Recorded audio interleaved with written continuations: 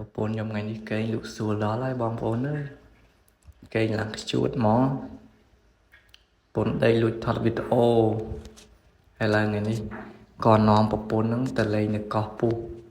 មានឥឡូវទាញប្រពន្ធចូលប្រពន្ធចង់ថតផងឥឡូវបានចូលកាមេរ៉ាគេកាច់យើងគេដល់កទាញទូរស័ព្ទគេមកថតស្អីនេះហើយខ្ញុំថ្មឹងមកវាថតស្អីគេឲ្យខ្ញុំនៅស្ងៀមគេថតពីទូរស័ព្ទខ្ញុំមកឥឡូវខ្ញុំនៅស្ងៀមទៅថតហើយតែមកតែបានថតចាប់ថតនឹងម៉ែបងប្អូនឯងងាយមិនចង់ចូលទូរស័ព្ទហ្មងហើយឥឡូវនេះមានណាដល់ពេលបានចូលទូរស័ព្ទលេងចង់ចេញគេធ្វើ style គេដល់កកាច់យើងដល់កនេះដល់កយកថើបខ្ញុំទៀតហើយខ្ញុំ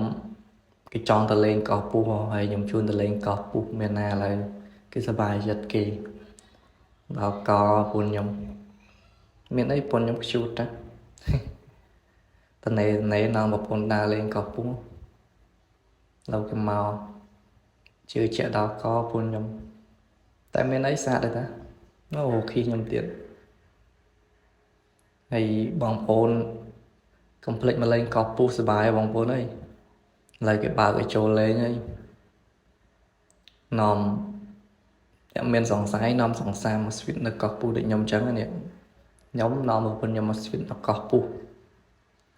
2នាក់ដើរគ្នាច្រើននាំតែ2នាក់ប្រពន្ធតែស្វាបស្អាតបងប្អូនតែពេលខ្ញុំចេញទៅវិញគឺវាអស់មនុស្សហើយតែដល់ពេលថ្ងៃម៉ោង3ម៉ោង4ទៅហ្នឹងមនុស្សច្រើនណាគេមកលេងហើយមកហូបអីអញ្ចឹងណា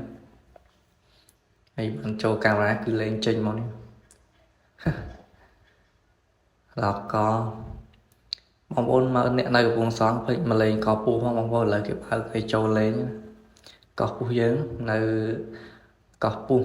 ថ្ងៃនេះថ្ងៃលេខពេលល្ងាចកោះពុះបងប្អូនស្អាតចូលតែមែនទែនបណ្ដោយពេលល្ងាចហើយមានគ្នា6 7នាក់អីមកអាំងសាច់អាំងអីគឺអេមតំណងបងប្អូនកុំភ្លេចមកមើលថ្ងៃលេខនៅកោះពុះពេលល្ងាចកំពង់សោមចេញហើយវីដេអូមានតែប៉ុណ្្នឹង